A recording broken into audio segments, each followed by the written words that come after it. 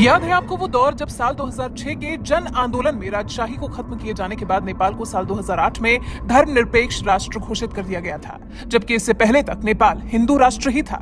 लेकिन जब इसे धर्मनिरपेक्ष घोषित कर दिया गया तो फिर इसके बाद से अक्सर नेपाल को हिंदू राष्ट्र घोषित किए जाने की मांग कई बार उठती रही।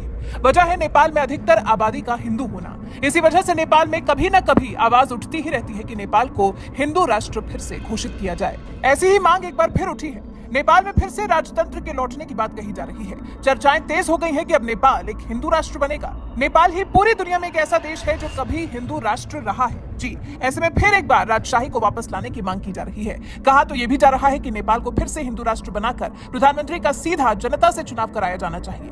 दरअसल नेपाल में आम चुनाव के लिए प्रचार तेज हो चुका है। अब जब प्रचार तेज हो रहा है तो एक जो मुद्दा नेपाल के लोगों के बेहद करीब है वो है हिंदू राष्ट्र का मुद्दा। और अब इसी मुद्दे पर राजनीतिज्ञों ने जोर देना शुरू कर दिया है। नेपाल की जनता को लुभाने के लिए नेपाल को हिंदू राष्ट्र बनाने का मुद्दा खूब चर्चा में है। दक्षिणपंथी पार्टी राष्ट्रीय प्रजातंत्र पार्टी ने देश को फिर से हिंदू राष्ट्र बनाने का वादा कर दिया है। साथ ही नेपाल के धुर वामपंथी नेता केपी शर्मा ओली ने भी संकेत दिए हैं कि वो नेपाल को हिंदू राष्ट्र बनाने का समर्थन कर सकते हैं। दरअसल राष्ट्रीय प्रजातंत्र पार्टी और ओली की पार्टी मिलकर चुनाव लड़ रहे हैं और मिलकर ही नेपाल को हिंदू राष्ट्र बनाने का दम भर रहे हैं। इस बारे में विस्तार से बताते हुए आरपीपी के चेयरमैन राजेंद्र लिंगडेन ने कहा, हम चाहते हैं कि राजतंत्र को देश का संरक्षक बनाया जाए, नेपाल को एक हिंदू राज्य बनाया जाए जहां प्रधानमंत्री का सीधे चुनाव हो। आने वाले दिनों में हम सत्ता हासिल करने की बजाय अपनी प्राथमिकताओं को हासिल करने पर जोर देंगे। इस सब में दिलचस्प बात तो यह है कि ये पार्टी नेपाल को हिंदू राष्ट्र बनाने के वादे के साथ सत्ता के शीर्ष तक पहुंचना चाहती है। लेकिन अचंभे की बात तो यह भी है कि राष्ट्रीय प्रजातंत्र पार्टी ने वामपंथी नेता केपी शर्मा ओली की पार्टी सीपीएन यूएमएल के साथ समझौता किया है।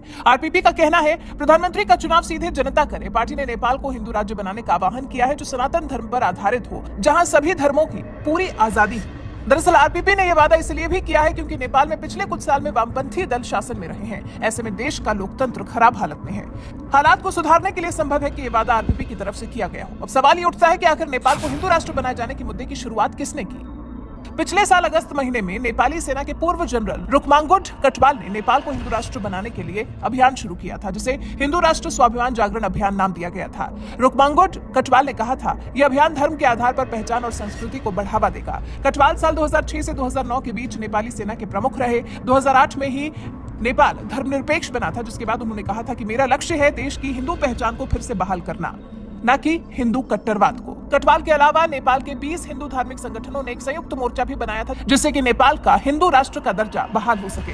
जानकारी के लिए बता दें, नेपाल की 81.3% आबादी हिंदू है। साल 2008 के पहले तक नेपाल एक हिंदू राष्ट्र ही था। माओवादी हिंसा से जूझ रहे नेपाल को एक अंतरिम संविधान के जरिए एक धर्मनिरपेक्ष राष्ट्र बना दिया गया था।